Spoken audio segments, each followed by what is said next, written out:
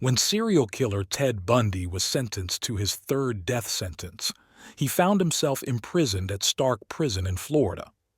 With Ted Bundy on death row, the authorities questioned him on unsolved cases and hoped he would finally reveal the whereabouts and divulge what happened to his many victims, most of whom were never found.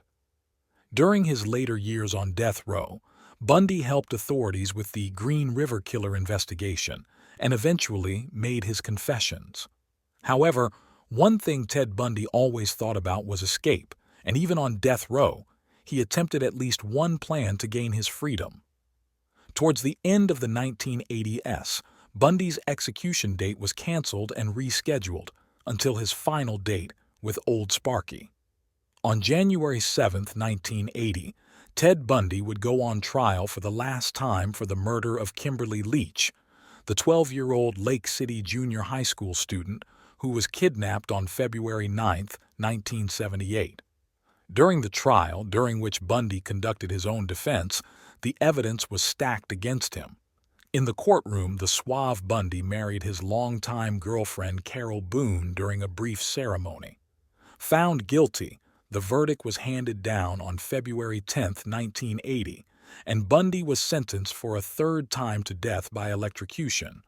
When he heard this, he stood up and shouted, "Tell the jury they were wrong."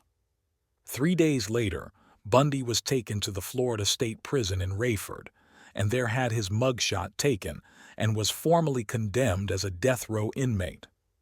At the conclusion of the Leach trial, Bundy was sent to Starke Prison in Rayford, Florida, where he began his sentence on death row in February 1980 as inmate number 069063. On February 13, 1980, he was processed into the prison system, with his mugshot taken and prison clothes issued. During his time there, Bundy initially occupied a cell on the 2 North Catwalk. From his first days at Rayford, Ted Bundy, the notorious serial killer, became something of a celebrity inmate with many visitors to the prison often asking to see him. The normally socially confident Bundy intensely disliked being made a crowd pleaser, believing the prison authorities were treating him like a prison tourist attraction. When on trial for his crimes, Bundy enjoyed the attention from female fans, particularly his Bundy groupies, who were often to be seen sitting in the front row. Now, on death row, Bundy always received more mail than any other inmate, usually around 20 to 30 letters a day from people all around the world. Most of those who wrote him just wanted a souvenir if he replied, but some were from women who professed their love and admiration for him, and he even got proposals of marriage. One woman who stuck by him through his trials and time on death row was Carol Ann Boone, who had met the serial killer in Washington in 1974 and later became his wife during the Leach trial. Although conjugal visitation was not allowed at the Florida State Prison, many of the inmates were known to pool their money to bribe the guards to allow them intimate time alone with their female visitors. On October 24, 1982, Boone gave birth to Ted Bundy's daughter, Rose Bundy.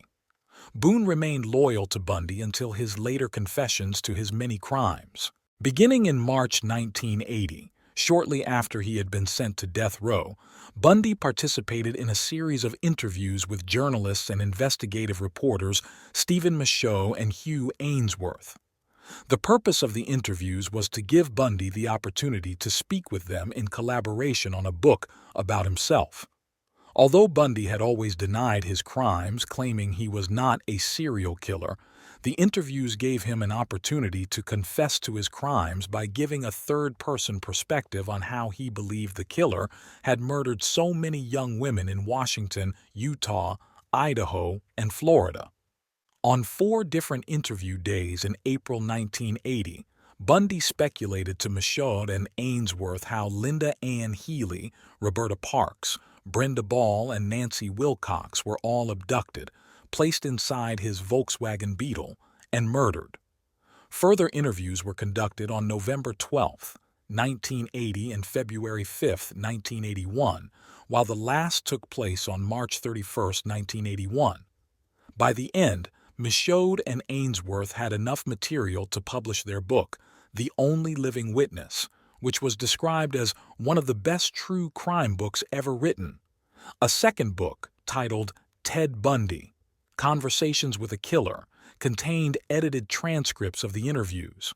While his time spent on death row was mostly spent in his cell replying to letters, Bundy was known to be a troublesome inmate. He seemed to take great delight in defying the authorities at every opportunity. On October 14, 1980, a date between his meetings with Michaud and Ainsworth, an officer cleaning up food trays after lunch found Bundy's tray with a hole burned in it. Bundy denied the charge and had to pay $4 for the tray, while his privileges were revoked for 15 days.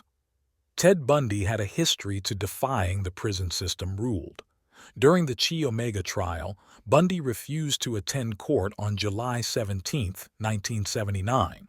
The jailer, Sert Marty Kratz, explained to the judge that at about 1 a.m., Ted had thrown an orange between the bars of cell 406 and succeeded in smashing one of the lights installed outside to give him better illumination in his cell.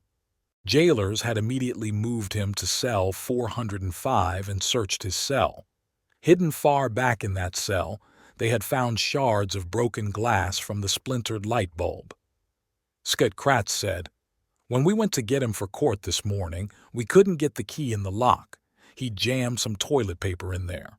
Reminded that he was due in court, Bundy said, "I'll be there when I feel like it." On September 14, 1979, a correctional officer saw several magazine pictures pasted on the walls of Bundy's cell, a violation of prison rules. When the officer asked Bundy to remove them, he refused, saying, "The pictures are on the wall since I have no TV."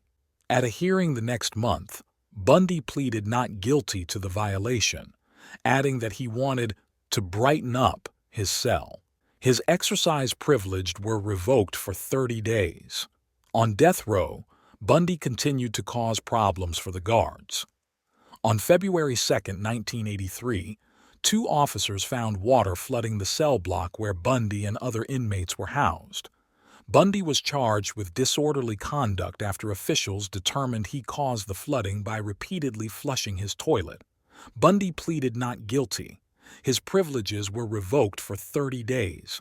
While most of Bundy's misbehavior on death row was innocuous and could even be considered as pranks by a bored inmate, which seemed focused more towards causing the guards and warden more paperwork. One particular incident that took place in 1984 was cause for concern by the prison authorities who were overseeing the imprisonment of a man with a record of successful escapes. By mid-1984, Bundy was moved up to R-Wing 3 North and proceeded to keep his head down, quietly going about his business. During one evening shift on the 18th of July, 1984, the Rayford guards decided the beat the bars, which was a security precaution that involved officers striking the metal bars of all the inmate cells with a rubber mallet to detect any cutting or tampering. After the first cell had been checked, the wing sergeant struck the bars on cell number 2, and the sound of cold steel hit the floor and rolled out onto the quarterdeck. They realized they had been cut. The death row prisoner was cuffed and secured in the nearby shower cell. Then, the same sound could be heard from cell number 3. This was Bundy's cell. Instantly, our pucker factor went off the chart and a frightening feel set over us. How many cells were like this up here, we asked ourselves? It scared the hell out of us.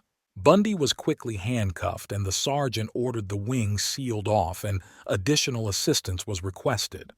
It was determined only 2 of the cells were tampered with, and it was learned Ted Bundy and the other inmate had formulated a plan to escape by taking the midnight shift officers hostage. Bundy had managed to keep 2 hacksaw blades hidden in his cell, and the steel bars had been sawn through at the top and bottom, then glued back into place with an adhesive made from soap. He was subsequently moved to a different cell, and several months later a mirror was found in his cell, which was unauthorized, and he was again relocated. He entered into unauthorized correspondence with another criminal, John Hinckley Jr., and was again disciplined for this infraction. It was during this period that Bundy was attacked by several other death row inmates in what was described as a gang rape. However, Bundy would strenuously deny having been assaulted. After several years of Ted Bundy on death row, the incarcerated serial killer read about the then still unsolved series of murders attributed to the Green River Killer and decided to write to Detective Bob Keppel on October 1, 1984, offering his help in the Green River investigation.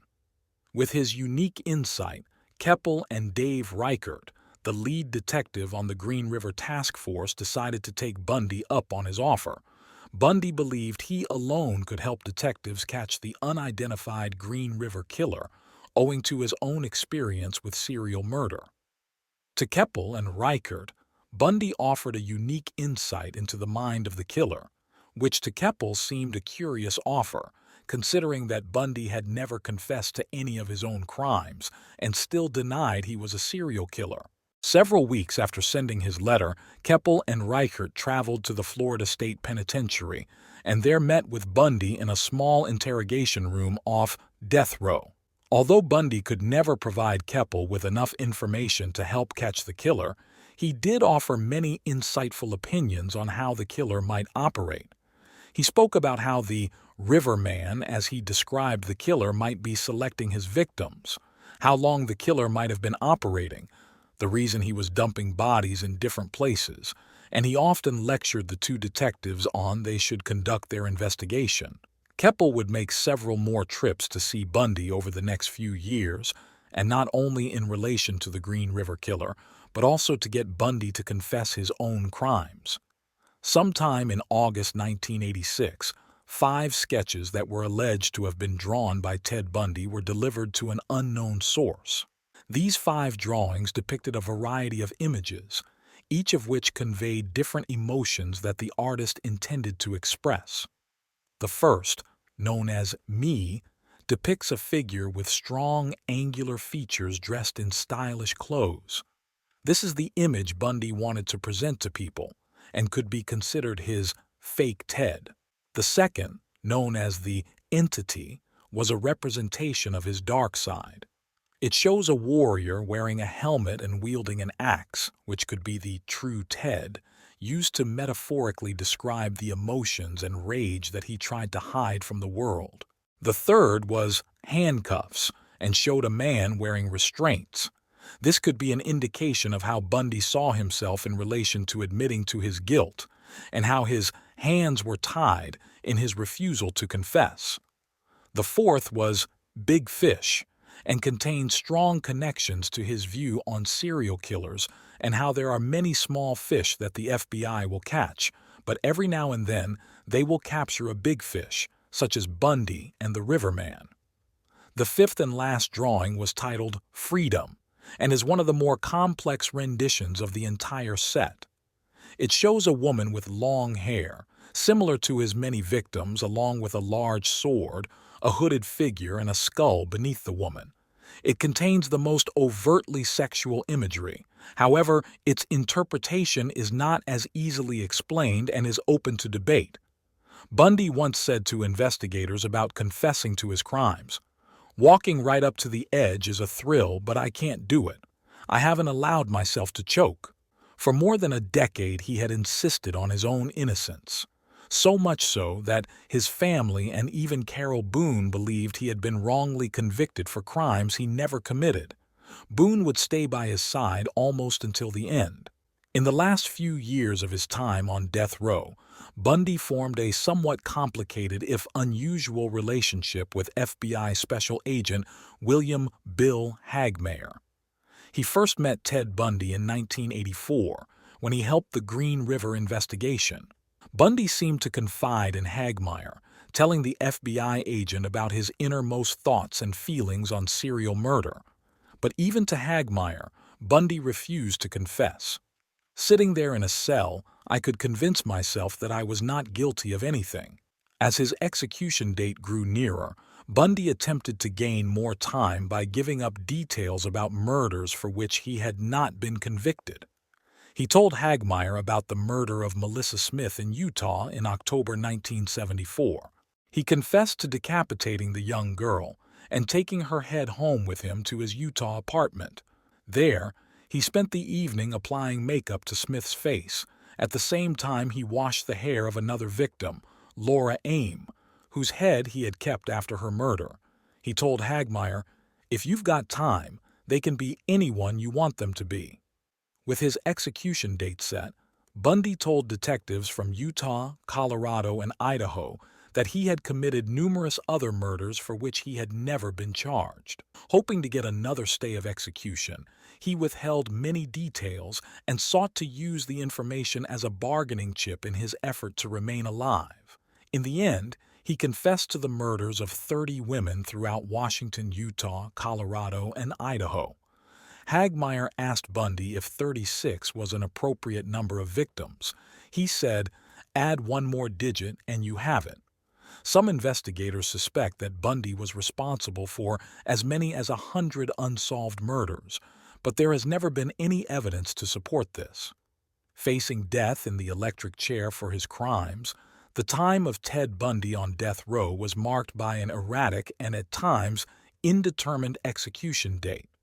On March 4, 1985, an execution date for the Chi Omega convictions is set. However, the U.S. Supreme Court issued a brief stay of execution. This did not last long, and a new execution date was quickly rescheduled. In April 1986, a new execution date, July 2, 1986, was announced, and Bundy finally began making confessions to his lawyer, Polly Nelson, and FBI Special Agent Bill Hagmaier. On July 1, 1986, less than 15 hours before the scheduled execution date, the 11th Circuit Court of Appeals stayed in indefinitely and remanded the Chi Omega case for review on multiple technicalities. This including Bundy's mental competency to stand trial and an erroneous instruction by the trial judge during the penalty phase requiring the jury to break a 6-6 tie between life imprisonment and the death penalty. On November 18, 1986, Bundy obtains a stay of execution only 7 hours before he is scheduled to die. Over the next 3 years, no further dates are set, until January 1989, when Florida Governor Bob Martinez signed Bundy's 4th death warrant. On January 22, Bundy has one last meeting with Keppel and Hagmaier. His execution date was set for January 25th. On that morning, Bundy called Carol Boone. However, she refused to take his call after hearing of his confessions. With his appeals exhausted and the families of the victims refusing to stay petition Governor Martinez for a stay of execution, Bundy talked of suicide. The morning of January 25th at 7:16 a.m., the execution of Ted Bundy was carried out. People outside cheered when news of his death was announced, and many held up placards with "Burn, Bundy, Burn" in celebration at the passing of one of the most notorious of serial killers.